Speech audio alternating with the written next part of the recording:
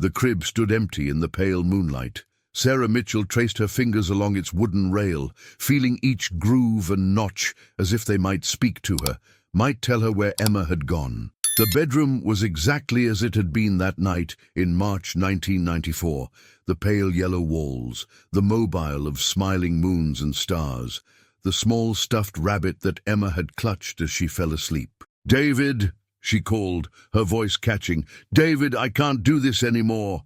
Her husband appeared in the doorway, his frame silhouetted against the hallway light. At 48, David Mitchell's hair had grayed at the temples, and deep lines had formed around his eyes, the physical manifestation of 30 years of searching, of wondering. "We promised we'd go through everything one last time," he said softly. The detective called again, said they're reopening the case with some new technique. Sarah let out a brittle laugh. "They've been saying that for 3 decades, David. New detective, new technique, same empty promises." She gestured around the preserved nursery.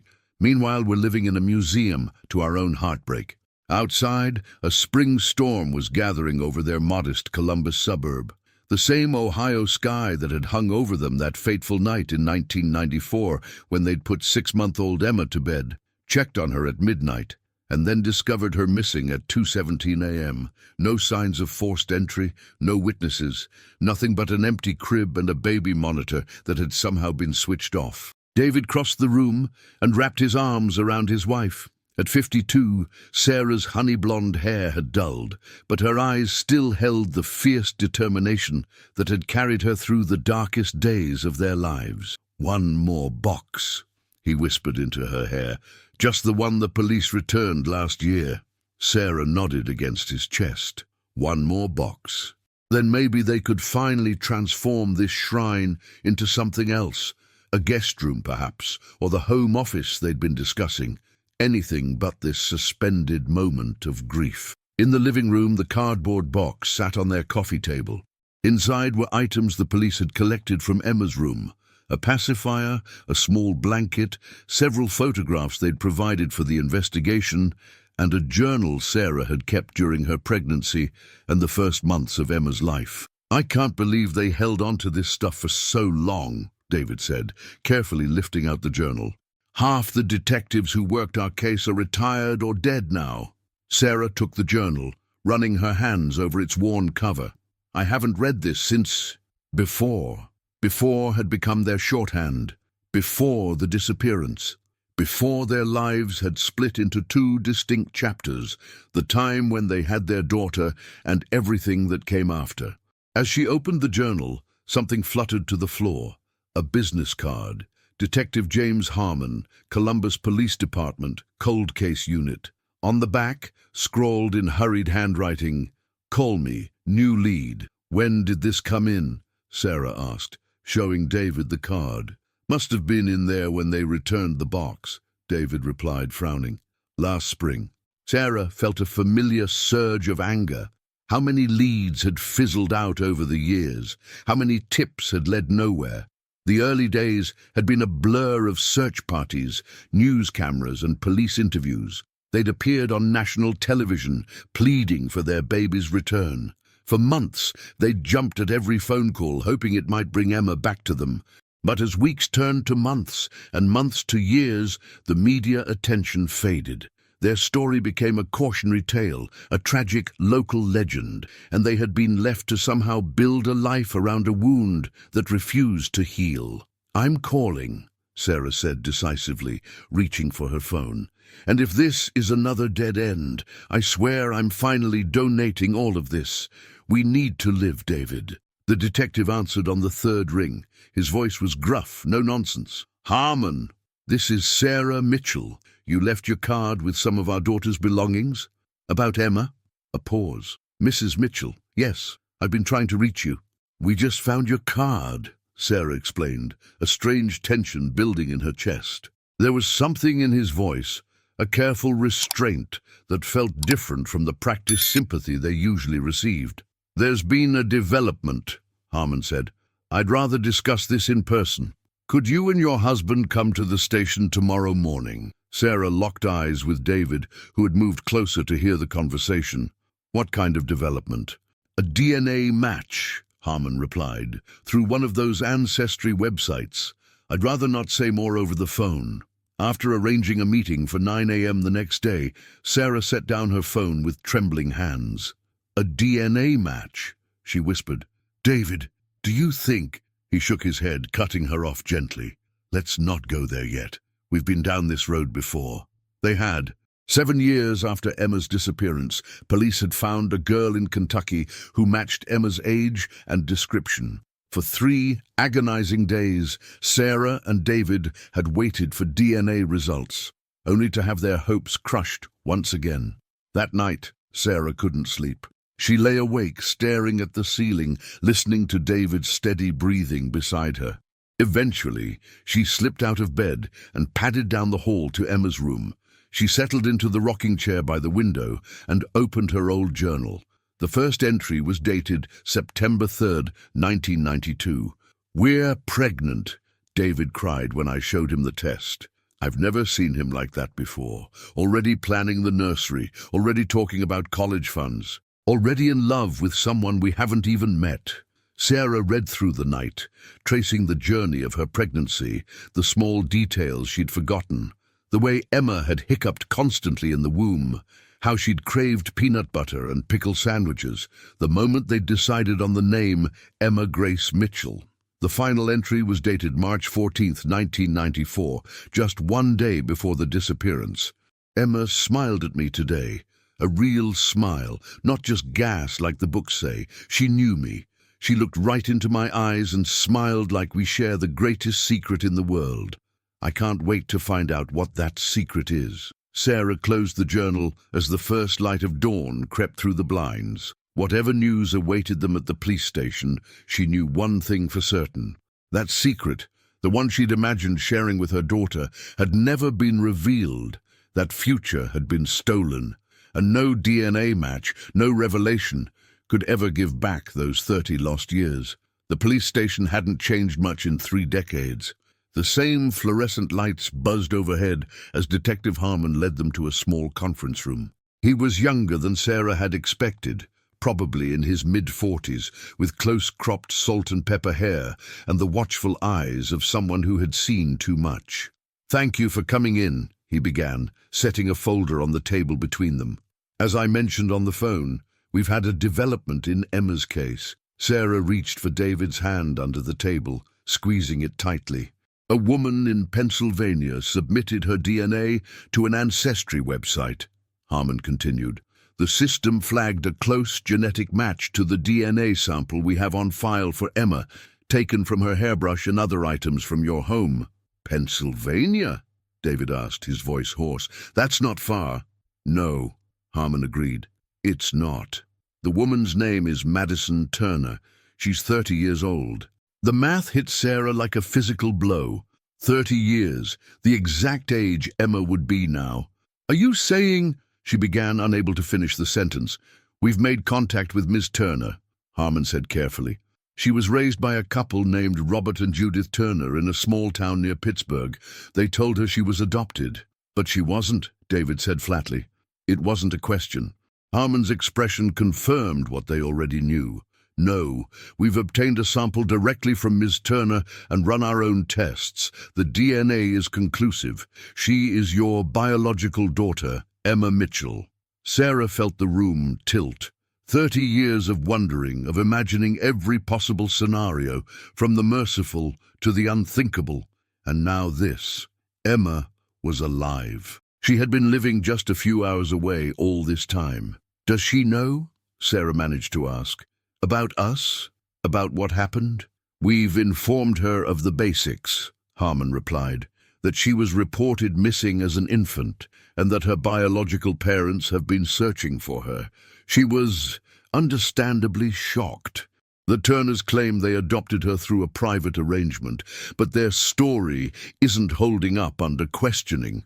"They took her," David said, his voice hardening. "They stole our baby." "That appears to be the case," Harmon acknowledged. "We're still putting together exactly how it happened. The investigation is active and ongoing." "We want to see her," Sarah said immediately. "Please. We've waited 30 years."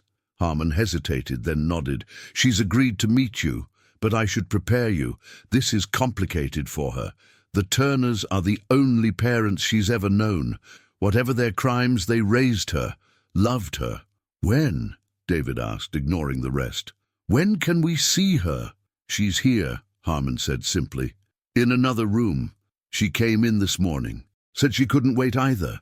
Sarah stood up so quickly that her chair fell backward, clattering against the linoleum floor. David was beside her in an instant, steadying her. Take us to her, Sarah said, her voice stronger than she'd felt in 3 decades. Take us to our daughter.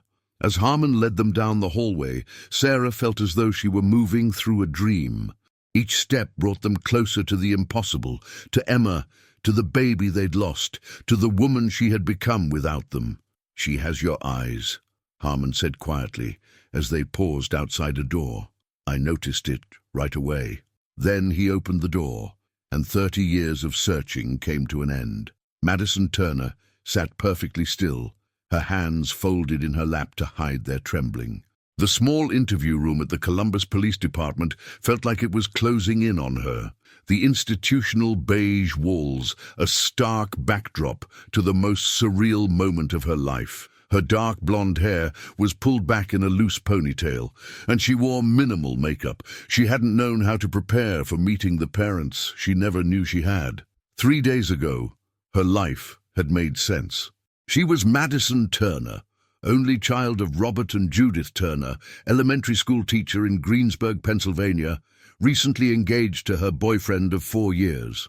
Now she was also, impossibly, Emma Mitchell, abducted infant, biological daughter of strangers, living evidence of a 3-decade-old crime. When Detective Harmon had first contacted her about the DNA match, Madison had laughed. It had to be a mistake. She'd only submitted her DNA to trace her family health history, concerned about her father Robert's early-onset Parkinson's diagnosis. Instead, she'd uncovered a truth that threatened to unravel everything she thought she knew about herself. The door handle turned, and Madison stood up so quickly that blood rushed from her head, making the room swim momentarily. And then they were there, the Mitchells, her biological parents. Time seemed to stop as they stared at each other across the small room. Madison had seen their pictures in the case file Harmon had shared with her, but those photos, from 30 years ago, hardly prepared her for the reality of these people. The woman, Sarah, had her same high cheekbones, the same slightly upturned nose. And the man, David, she had his eyes. Exactly his eyes, down to the unusual flecks of amber in the blue-green irises. Emma, Sarah whispered, one hand clutching her husband's arm, the other pressed against her mouth. I go by Madison, she replied automatically, then winced at how cold it sounded. I'm sorry, this is all very new to me. David Mitchell nodded, his expression a complex mixture of joy and heartbreak. Madison, he said, testing the name. It's a beautiful name. An awkward silence filled the room. What could possibly be said to bridge 30 years of separation? What words could heal a wound that had shaped all their lives so profoundly? Detective Harmon cleared his throat.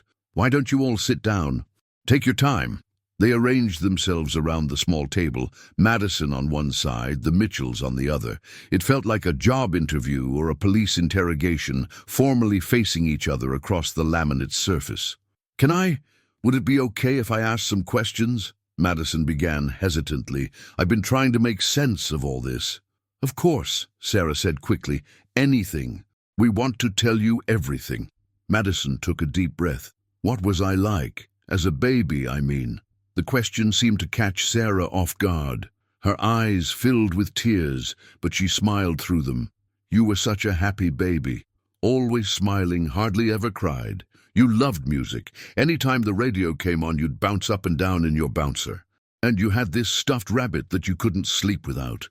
Mr. Hops, David added softly. That was what we called him. Madison felt a chill run through her. I had a stuffed rabbit growing up. I called him Hopper. I still have him, actually. The implications hung in the air between them. Had her parents, the Turners, kept some small connection to her original life? Or was it merely coincidence? What happened that night? Madison asked, her voice barely above a whisper. The night I disappeared.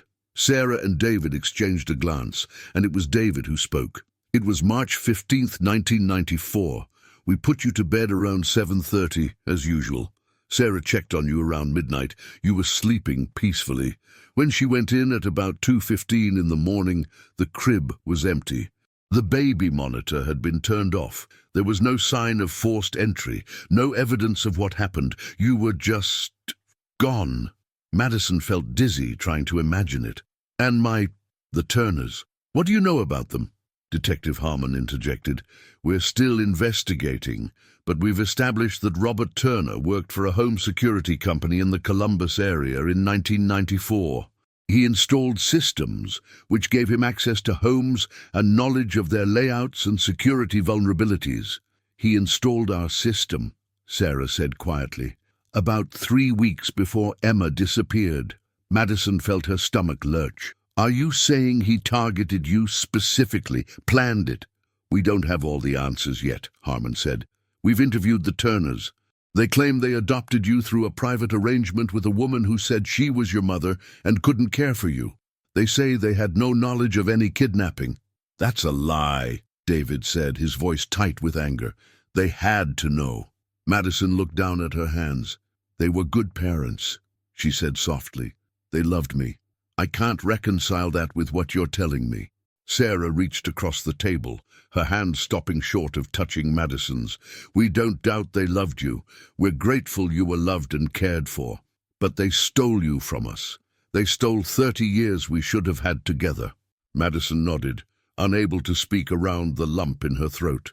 The cognitive dissonance was overwhelming. These strangers were her flesh and blood, her biological family, the people who raised her, whom she'd always known as Mom and Dad, might be criminals who had destroyed another family's life. I have a fiancé, Madison said abruptly, desperate to shift to solid ground. His name is Daniel. We're getting married in October.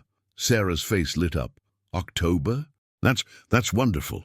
She hesitated, then added, I got married in October, too. The leaves in Ohio are beautiful then.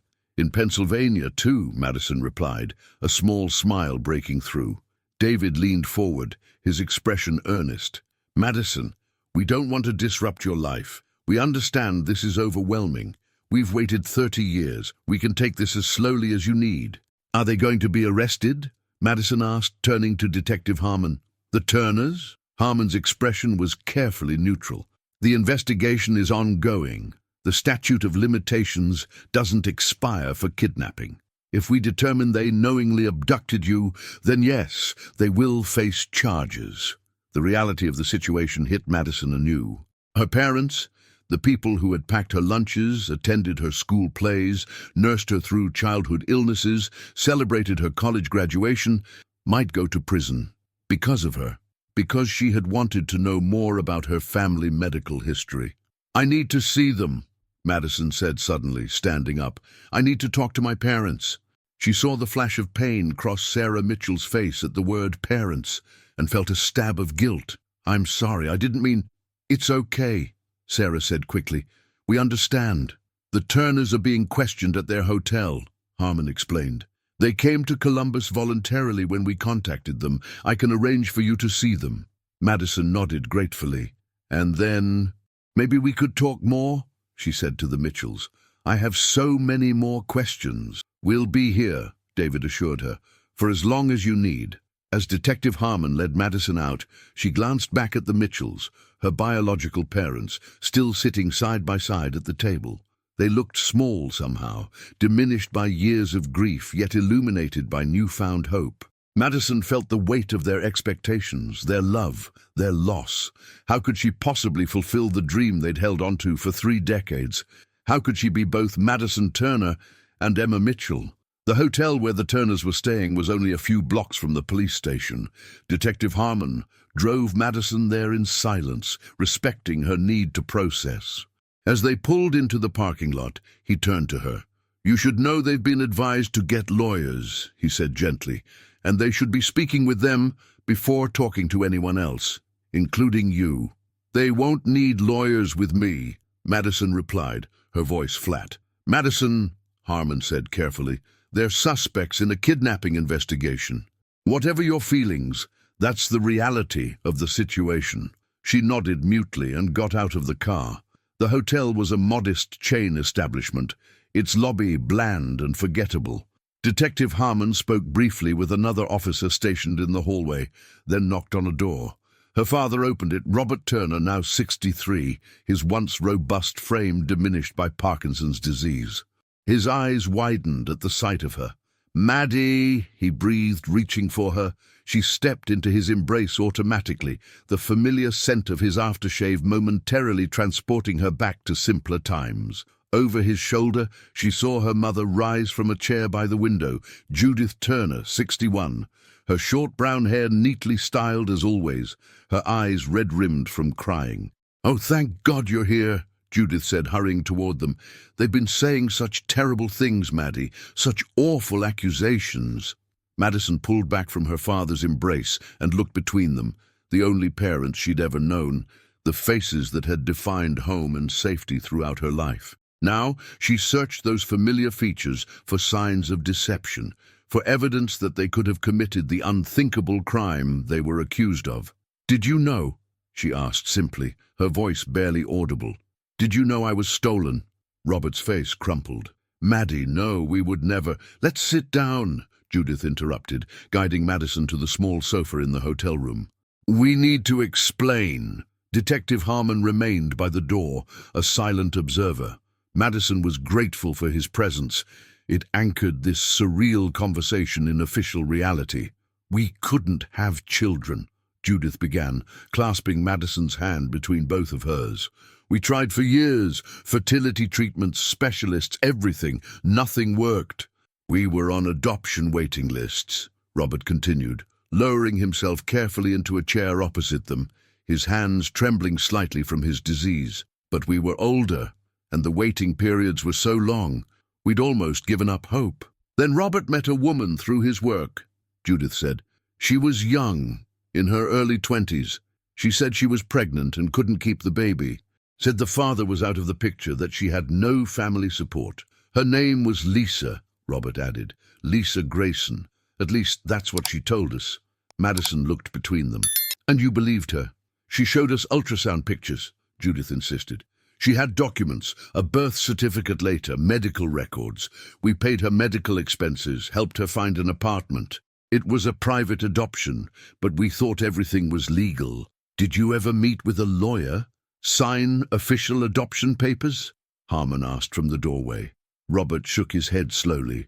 "Lisa said she had a lawyer drawing up the papers, but after she gave us Maddie, after she gave you me," Madison interrupted. "What happened to her?" Judith and Robert exchanged a glance. "She disappeared," Judith admitted. "Said she was moving to California for a fresh start. The phone number we had for her was disconnected a few weeks later."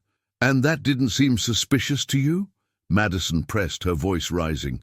"A woman gives you a baby with no proper legal process, then vanishes, and you just, what, decided not to ask questions?" "We were afraid," Robert confessed, his voice breaking. "Afraid they'd take you away if we started asking questions.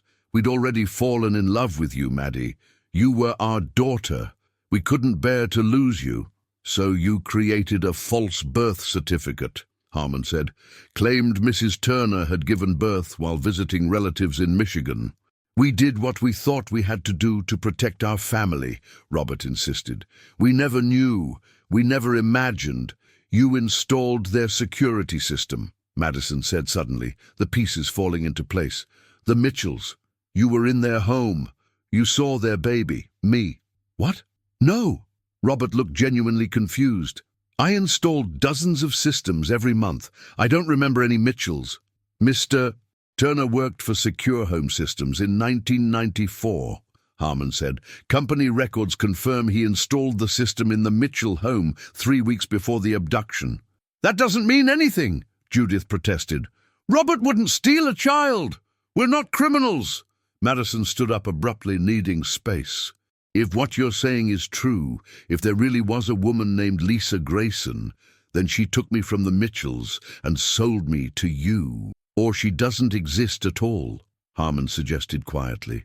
And this is a story created to obscure direct involvement in the abduction.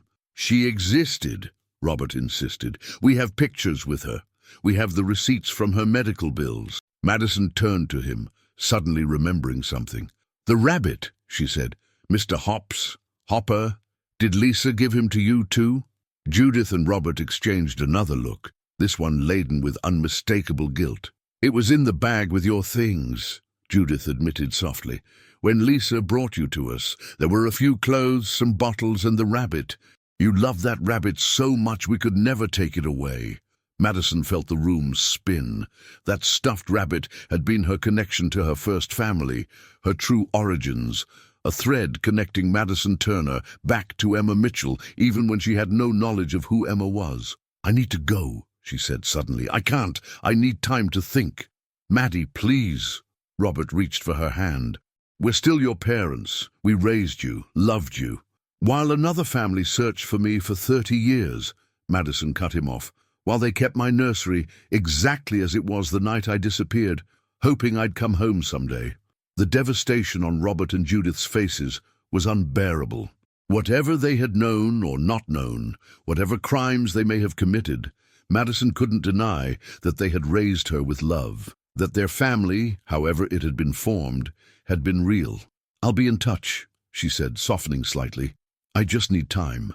As Detective Harmon drove her back toward the police station, Madison stared out the window at the Columbus streets, the city where she had been born, where she should have grown up, where two people had mourned her for 30 years while she lived a happy, oblivious life just a few hours away.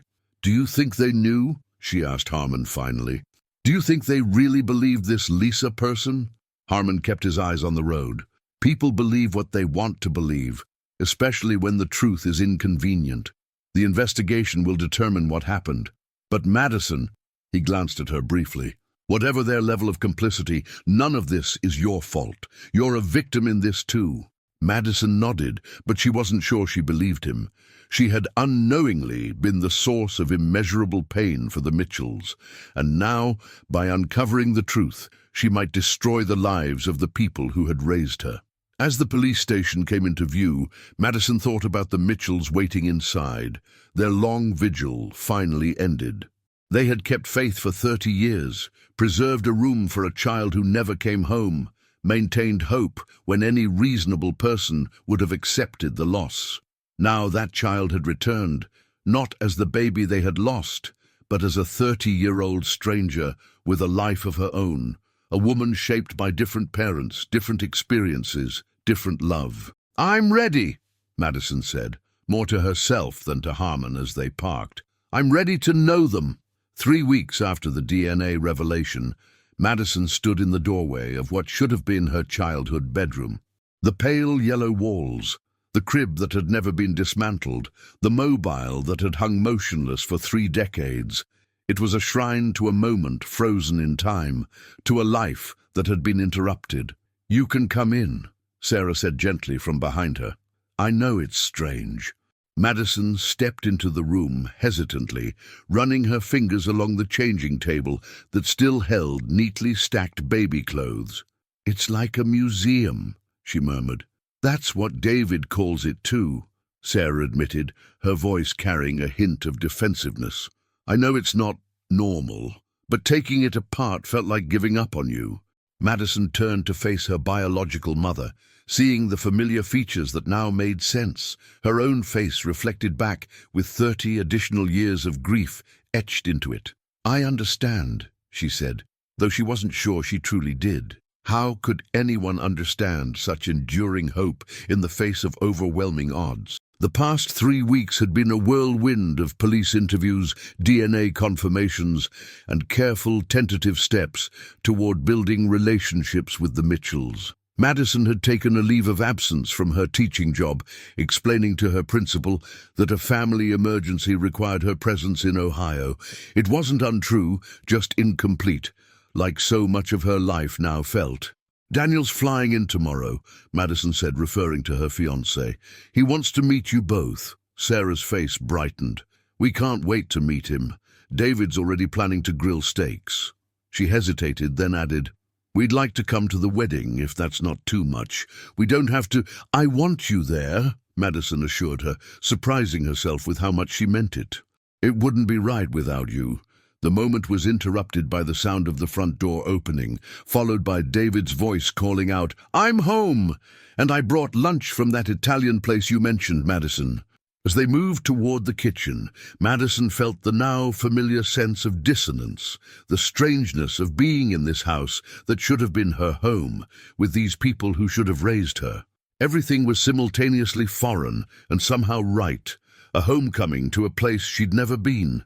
David was setting out containers of pasta on the kitchen counter. At 52, he maintained an athletic build, his silver-streaked hair the only real sign of his age. When he saw Madison, his face lit up with the same mix of wonder and heartbreak she'd come to recognize, as if he still couldn't quite believe she was real. "Perfect timing," he said, trying for casualness but not quite achieving it. "I got you the gnocchi you mentioned liking." "Nah, thanks," Madison replied, touched by how carefully they noted her preferences, how eagerly they absorbed every detail she shared about herself. It was overwhelming sometimes, their hunger to recover 30 lost years in a matter of weeks. As they settled around the kitchen table, Sarah asked, "Have you heard anything more from Detective Harmon?" Madison nodded, twirling pasta around her fork. "They found her.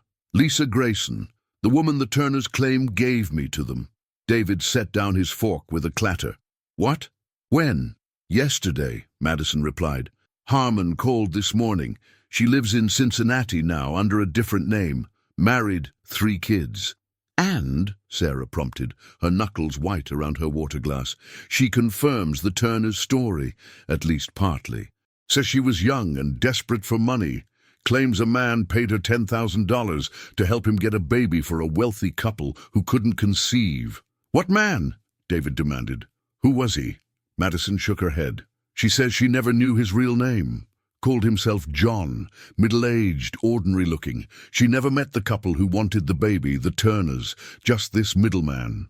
"Convenient," David muttered, pushing away his plate. "What exactly did she do?" Sarah asked, her voice carefully controlled. Madison hesitated, knowing the answer would cause pain. "According to her statement, she was instructed to knock on your door late at night, claiming her car had broken down. She was supposed to ask to use your phone, then leave the back door unlocked when she left." A heavy silence fell over the table. Finally, Sarah spoke, her voice barely audible. "I remember her. Young woman, pregnant. I felt sorry for her. It was raining that night." David reached for his wife's hand. "That was the night before," he said quietly. "March 14th. Madison felt sick imagining it, the careful planning, the deliberate targeting of her family. Lisa claims she didn't know anyone would be kidnapped, says she thought it was some kind of private adoption arrangement. When she saw the news about a missing baby, she panicked and disappeared." "And you believe that?" David asked, an edge to his voice. "I don't know what to believe anymore," Madison admitted. "Everyone has their version of the truth. Lisa, the Turners, the police." She looked between Sarah and David. "You—" Sarah flinched slightly at being included in the list of potentially unreliable narrators. "What do you mean?" "Just that everyone has their perspective, shaped by what they knew at the time, what they wanted to believe," Madison clarified. "I'm trying to piece together what actually happened from all these different angles." David pushed back from the table, his body tense with 30 years of accumulated anger. "What happened is that someone stole our daughter. Whether it was the Turners directly, or this John person, or this Lisa woman, someone took you from us. That's not a perspective. It's a fact." "I know," Madison said softly. "I'm not disputing that." An uncomfortable silence descended. These moments had become familiar too. Instances where the weight of what had happened pressed down so heavily that casual conversation became impossible. Sarah cleared her throat. "Have you spoken to the Turners since you got back from Pennsylvania last week?" Well, Madison had spent 4 days in Greensburg after the initial revelation, packing some belongings and explaining the situation to close friends. "Judith called yesterday," she said. "Their lawyer has advised them not to discuss the case, even with me." "Probably wise," David remarked, his tone making clear what he thought of their legal predicament. Madison looked at him sharply. "They're still my parents too," she said. "Whatever they did or didn't know, they raised me, loved me." "I'm sorry," David said immediately, his expression softening. "You're right. I know this is impossible for you, caught between us." Madison felt tears threatening and blinked them back. "I keep thinking about parallel lives. The Madison I am, and the Emma I would have been if I'd grown up here with you. How different would I be? What parts of me are nature, what parts nurture?" Sarah reached across the table and gently took her hand. "You're perfect, exactly as you are. If losing you was the price of you becoming this amazing woman sitting at our table, then—" Her voice broke. "Then maybe it was worth it." "Don't say that," Madison replied fiercely. "Don't ever say that. What happened to us, all of us, was wrong. Nobody should have to endure what you went through, what I'm going through now." David had moved to the window, staring out at the backyard where a swing set still stood, another relic of the life that should have been. "Harmon called this morning," he said suddenly. "They're formally charging Robert Turner tomorrow." Madison's head snapped up. "What? With what?" "Kidnapping," David replied, turning to face her. "They found financial records. A wire transfer of $15,000 to an offshore account 3 days after you disappeared. They think he was the one who hired this John person." The room seemed to tilt around Madison. "That doesn't make sense. If he organized it, why would he need Lisa to create a fake adoption story? Why not just take me directly?" "Plausible deniability," Sarah suggested quietly. "If they were ever questioned, they could claim they'd adopted you in good faith." Madison shook her head. "No, there has to be more to it." She stood up abruptly. "I need to talk to Harmon." "We'll drive you," David offered immediately. "Actually, I'd like to go alone," Madison replied. "I need to think." They didn't protest, though she could see they wanted to. In the 3 weeks since their reunion, they had been remarkably respectful of her boundaries, of her need to process everything at her own pace. Their restraint only made her heart ache more for what they had endured. As Madison drove to the police station, her mind raced with questions. The narrative being constructed by the police didn't align with what she knew of her father, of Robert, a man who had taught her to always tell the truth, who had volunteered at homeless shelters, who had cried at her college graduation. Could he really have orchestrated a kidnapping? Detective Harmon was on the phone when she arrived, but gestured for her to enter his office. "I'll need to call you back," he said to whoever was on the line, then hung up. "Madison, I was going to call you later today. You're charging Robert Turner," she said without preamble. "Based on what evidence?" Harmon studied her for a moment, then opened a file on his desk. Financial records showing a suspicious transfer immediately after the abduction. His employment records placing him in the Mitchell home before the crime. Witness testimony from Lisa Grayson, identifying a man matching his description as the one who paid her. "She said the man called himself John," Madison countered. "That doesn't mean it was Robert." "Oh, she picked him out of a photo lineup," Harmon said gently. "She's quite certain." Madison sank into the chair opposite his desk. "And Judith, my mother?" "No charges against Mrs. Turner at this time," Harmon replied. "We don't have evidence she was involved in planning the abduction. She may face lesser charges related to falsifying adoption and birth records." Madison felt a small measure of relief. The thought of Judith, who had packed her lunch for 12 years of school, who had nursed her through chicken pox and heartbreaks in prison, was unbearable. "What happens now?" she asked. "Mr. Turner will be formally charged tomorrow. There will be an arraignment, bail hearing, and eventually a trial unless he accepts a plea deal. And I'll have to testify," Madison realized aloud, "against the man who raised me in defense of the parents I never knew I had." Harmon's expression was sympathetic. "You're the central figure in this case, but also a victim. The prosecution will be sensitive to that." Madison laughed bitterly. "Sensitive, right." She stood up and paced the small office. "Do you have children, Detective Harmon?" He nodded. "2 daughters.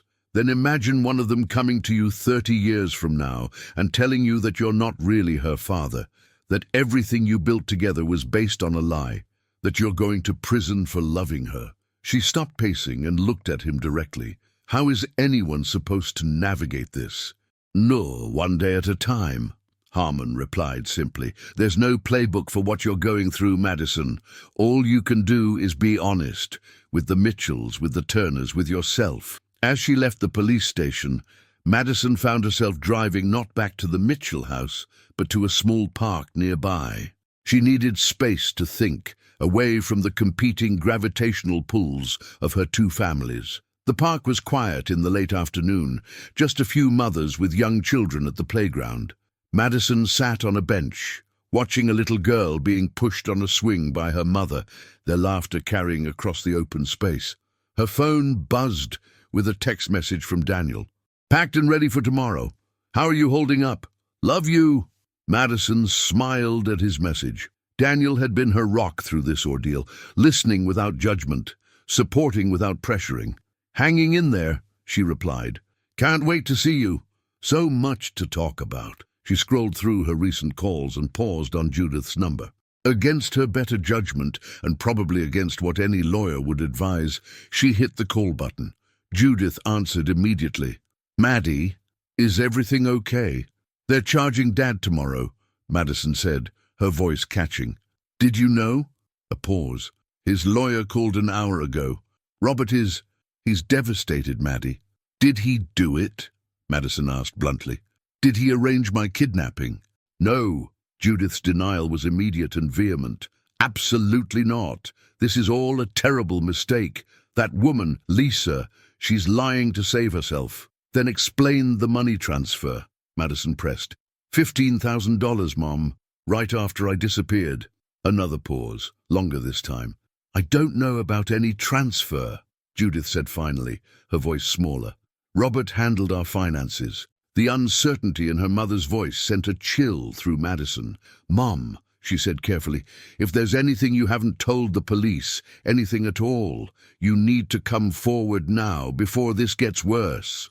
There's nothing to tell, Judith insisted, but her voice lacked conviction. We adopted you in good faith. We loved you. That's the only truth that matters. And after hanging up, Madison sat on the bench until the park emptied and the sun began to set. Her two lives, as Madison Turner and as Emma Mitchell, seemed irreconcilable. Yet somehow she had to find a way to honor both, to be whole, despite being torn in two. As darkness fell, she drove back to the Mitchell house. Sarah was waiting on the porch, a cardigan pulled tight around her against the evening chill. We were getting worried, she said as Madison approached. I'm sorry, Madison replied automatically. I needed some time. Sarah nodded in understanding. David's making dinner. Nothing fancy, just spaghetti. Is that okay? Perfect, Madison said, following her inside. The house was filled with the aroma of garlic and tomato sauce, a homey smell that reminded Madison of countless family dinners with the Turners. The thought sent a pang through her heart. In the kitchen, David was stirring a pot of sauce, his sleeves rolled up, an apron tied around his waist. He looked up as they entered and smiled, a tentative, hopeful expression that made Madison want to cry. Just in time, he said. Can you grab the Parmesan from the fridge? And just like that, they fell into the domestic rhythm of a family dinner, setting the table, filling water glasses, passing the garlic bread. It was ordinary and extraordinary all at once. A glimpse of the life they should have shared, a life they were trying to build now out of the ashes of what had been lost. As they ate, conversation turned to lighter topics. Daniel's arrival the next day, Madison's teaching career, the garden Sarah had been planning for the summer. They carefully avoided any mention of Robert's impending charges, of the fracturing of Madison's other family. Later, as she helped David wash the dishes while Sarah took a phone call in the living room, Madison found herself studying his profile, the shape of his jaw, the slope of his nose, searching for more pieces of herself. What? He asked, catching her gaze. Just seeing the resemblance, she admitted. It's still strange. David nodded, handing her a plate to dry. For us too. Every time I look at you, I see parts of Sarah, parts of myself, parts of our parents, but I also see someone entirely unique, someone we're just getting to know." Madison set down her dish towel. "I want you to know that whatever happens with the investigation, with the Turners, it doesn't change how I feel about building a relationship with you and Sarah. I want you in my life." David's eyes glistened with unshed tears. "That means everything to us, Madison. Everything. But," she continued carefully, "I can't cut the Turners out of my life either. Regardless of what Robert may have done, they are still the people who raised me, who shaped me." "We understand," David said, though she could see it cost him something to say it. "We don't want you to have to choose." Madison felt a wave of gratitude for his generosity. "Thank you," she whispered, "for understanding, for waiting all these years, for not giving up on me." David pulled her into a hug then, his arms wrapping around her securely, protectively, a father embracing his daughter. After a moment's hesitation, Madison hugged him back, letting herself feel the connection to this man whose blood ran in her veins, whose love had sustained the search for her across 3 decades. It wasn't a perfect resolution. There could be no perfect resolution to such a fractured story. But standing in the kitchen with her biological father, Madison felt a tentative peace begin to form. A sense that perhaps, with time and grace, she could find a way to be both Madison Turner and Emma Mitchell. Not 2 half-lives, but one whole person shaped by all who had loved her, however imperfectly. The sound of the doorbell interrupted the moment. David pulled back, wiping discreetly at his eyes. Who could that be at this hour? Madison followed him to the front door, where Sarah was already peering through the peephole. Her biological mother turned with a puzzled expression. "It's Detective Harmon," she said. "And he's not alone." David opened the door to reveal Harmon standing on the porch with a distinguished-looking older man in an expensive suit. "Sorry to disturb you this evening," Harmon said. "This is Alexander Reed, the district attorney. There's been a development in the case that couldn't wait until morning." Madison felt her heart rate accelerate. "What kind of development?" Reed stepped forward.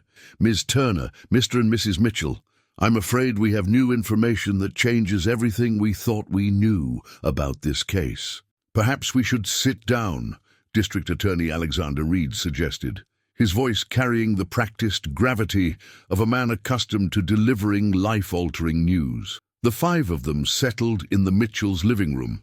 Sarah and David on the sofa, Madison in an armchair, Harmon and Reed across from them. The formal arrangement felt like a harbinger of the weight of what was to come. Reed opened a leather portfolio and removed several documents. "First, I want to assure you that we're still pursuing charges in this case. What we've discovered doesn't negate the crime, but it does complicate matters." "Just tell us," Madison said, her patience wearing thin. Reed glanced at Harmon, who nodded encouragingly. "We've been investigating the financial angle," Reed began. "The money transfer to Robert Turner was only part of a larger financial picture. We found another payment, a much larger one, made 2 days before your disappearance." "To whom?" David asked. "To a man named Victor Ramirez," Reed replied. "He worked as a night security guard at Riverside Hospital in March of 1994. Sarah frowned. "Riverside? That's where Emma was born." "Yes," Reed confirmed. "And where another baby girl died the same night your daughter was born." A heavy silence filled the room as the implications of his words sank in. Madison felt her chest constrict, struggling to process what she was hearing. "I don't understand," David said slowly. "What does this have to do with Emma's kidnapping?" Reed looked directly at Madison. "We believe there was a baby swap at the hospital, either accidental or deliberate. The child who died that night, officially recorded as Charlotte Wilson, may actually have been Emma Mitchell, and you, Ms. Turner, may actually be the biological daughter of Catherine and James Wilson." The room seemed to tilt around Madison. "That's impossible," she whispered. "The DNA test. The initial DNA comparison was between you and a hairbrush presumed to contain Emma Mitchell's DNA," Harmon interjected gently. But if Emma never came home from the hospital, then the hair on the brush would have been from the Wilson baby. Madison finished, her voice hollow. The baby my parents, the Mitchells, brought home thinking it was their daughter. Sarah had gone completely pale. No, she said firmly. No, that can't be right. I know my own child. I would have known if they gave me the wrong baby. Reed's expression was sympathetic, but unyielding. Mrs. Mitchell, the babies were born within hours of each other. Both had similar features, fair skin, light hair. In the chaos of a busy maternity ward, we've conducted new DNA tests, Harmon added, with samples from the Wilsons' surviving relatives. The results are conclusive. You are Catherine and James Wilson's biological daughter. Madison felt as though she were floating outside her body, watching this scene unfold from a distance. So the baby that died, she said, her voice barely audible, the one everyone thought was Charlotte Wilson, was almost certainly Emma Mitchell, Reed confirmed gently. She died of sudden infant death syndrome at 6 days old. The Wilsons were told it was their daughter. David stood up abruptly, his face contorted with grief and disbelief. This is absurd. We'd have noticed if they switched our baby. We'd have known. Research shows that parents often don't notice substitutions, Reed said carefully. They trust the hospital, and newborns change so quickly in their first weeks. We have pictures, Sarah interrupted desperately. Pictures of Emma from the hospital, from her first weeks. It's the same baby. May I? Harmon asked, gesturing to the family photos arranged on a nearby bookshelf. With trembling hands, Sarah reached for an album and handed it to him. Harmon flipped through the pages slowly, then passed it to Madison. Look at the earliest photos, he said quietly. Compare them to your own baby pictures. Madison stared at the images. A newborn swaddled in a hospital blanket, a 1-month-old with unfocused eyes, a 3-month-old beginning to smile. The baby could have been her, or any fair-haired infant. There was nothing definitive to confirm or deny the possibility that this child was not the Mitchells' biological daughter. What about the Turners? Madison asked, looking up from the album. Where do they fit into all this? Reed exchanged another glance with Harmon. We believe Robert Turner discovered the mistake, or perhaps was informed of it by someone at the hospital. The payment to Ramirez suggests he may have been blackmailing the Turners. Rather than expose the switch and risk losing you, Robert Turner orchestrated the fake kidnapping, using Lisa Grayson to create a cover story of a private adoption, Harmon continued. It allowed them to keep you while explaining why there was no official adoption record. And the Wilsons, Madison asked. My biological parents, what happened to them? Catherine Wilson died of cancer in 2008, Reed replied. James Wilson remarried and moved to Arizona. He's still alive. Madison closed her eyes, trying to absorb this new reality. For weeks, she had been grappling with the revelation that she was Emma Mitchell, kidnapped from her crib. Now, she was neither Emma Mitchell nor a kidnapping victim, but Charlotte Wilson, a child believed dead for 30 years. So there was no kidnapping, David said flatly. Just a hospital mix-up and an elaborate cover-up. The kidnapping was staged, Reed clarified. But that doesn't make it less of a crime. Robert Turner still faces charges of falsifying reports, obstruction of justice, and fraud. Not kidnapping, Sarah asked. No, Reed admitted. Not kidnapping. Madison looked at the Mitchells, the people she had been trying to accept as her biological parents. Their faces reflected the same shock and confusion she felt, but with an added layer of grief. They weren't just losing the narrative they'd believed for the past month. They were losing Emma all over again. I don't know what to say, Madison whispered. I don't know who I am anymore. Sarah moved to kneel in front of her chair, taking Madison's hands in hers. You're still you, she said fiercely. Whatever name you were given at birth, whatever your genetic heritage, you're still the same person you've always been. Madison looked into Sarah's eyes she had briefly believed were the source of her own, and saw nothing but compassion and a desperate clinging hope. We should go, Reed said, standing up. We know this is a tremendous shock. We'll continue the investigation and keep you informed of any developments. After they left, a heavy silence filled the living room. Madison sat motionless, feeling untethered from reality. Sarah returned to the sofa beside David, their shoulders touching, as if each needed the other's physical presence to remain upright. "I should go too," Madison said finally. "I need to process this." "Please don't," Sarah said quickly. "Stay. We should talk about what this means." "What does it mean?" Madison asked, a hint of bitterness creeping into her voice. "That I'm not your daughter after all? That we've all been chasing ghosts?" David leaned forward, his expression earnest. "It means the circumstances have changed, but our feelings haven't. We've spent the last month getting to know you, Madison. That connection is real, regardless of DNA." Madison felt tears welling up. "But you were looking for Emma, your daughter, not Charlotte Wilson." "We were looking for the baby we brought home from the hospital," Sarah corrected gently. "The child we loved. We didn't know her DNA. We knew her smile, her cry, the way she held our fingers. We loved her, you, as our own." "But I wasn't," Madison insisted, "and the real Emma, your biological daughter, died before you even knew her." The truth hung heavy in the air between them. Emma Mitchell had never truly existed as a person, only as a brief, unknowing presence in the Wilsons' home, and later as an absence, a ghost haunting the Mitchells' lives. "I'd need to call Judith," Madison said suddenly. "She needs to know about this."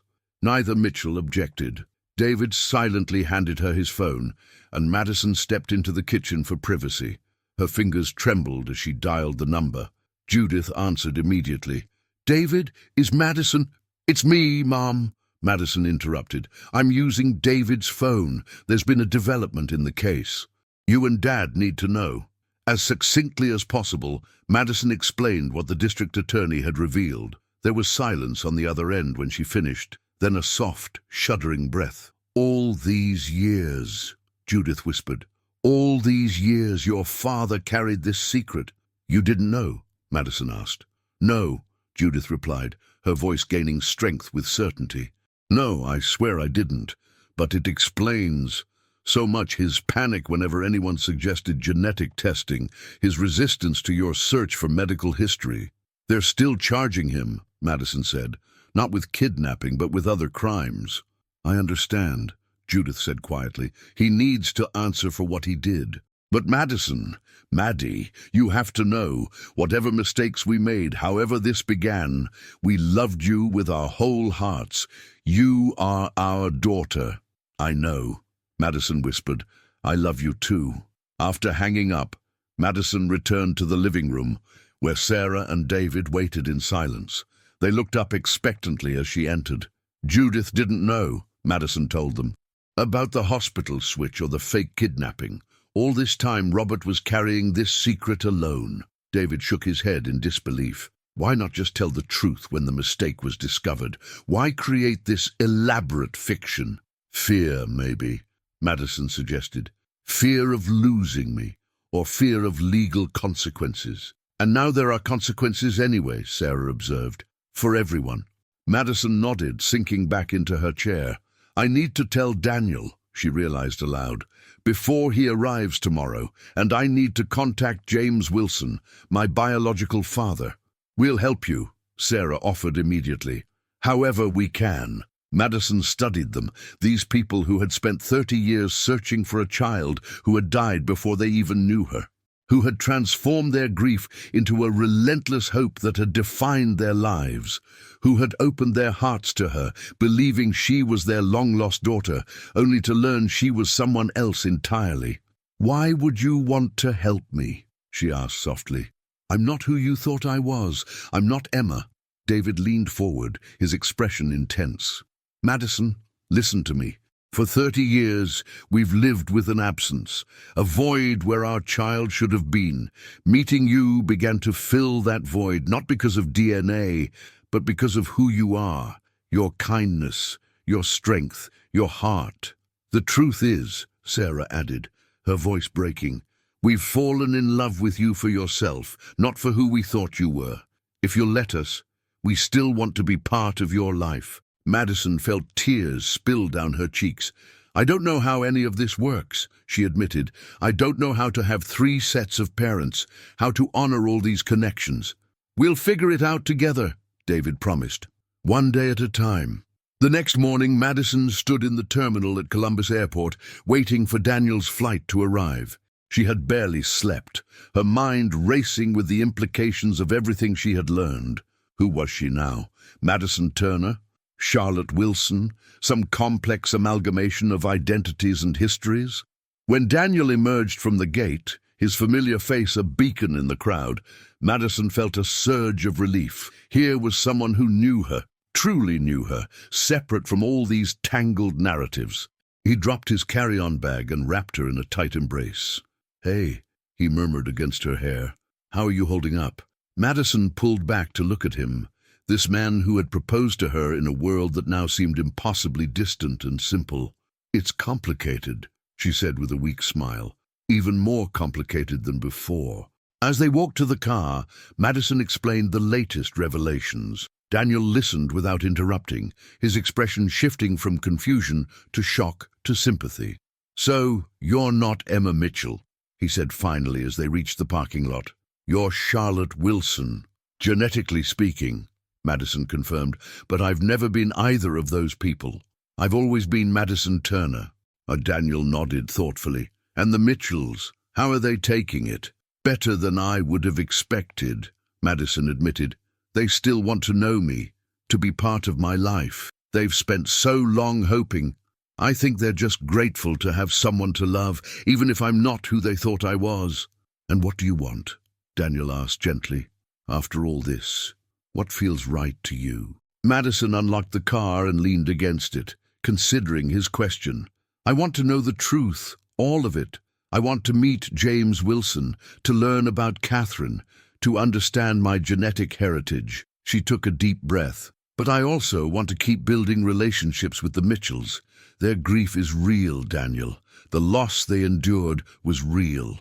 And our connection, however it began, feels real too. And the Turners. They're my parents," Madison said simply. "Whatever Robert did, however this all started, they raised me, loved me. That doesn't disappear because of DNA tests or legal charges." Daniel took her hand, running his thumb across her engagement ring. "So you'll have 3 sets of parents at our wedding." Despite everything, Madison laughed. "Apparently, is that okay with you?" "As long as I get you," Daniel replied, squeezing her hand. "The rest is just details."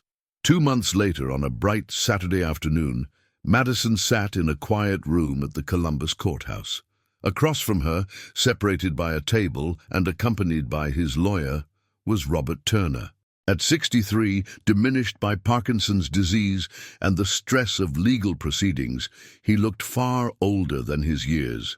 "Thank you for coming," he said, his voice trembling slightly. "I wasn't sure you would." "I almost didn't," Madison admitted. "But we need to have this conversation, Dad. I need to understand." Robert nodded, his eyes filling with tears at her use of Dad, a title he had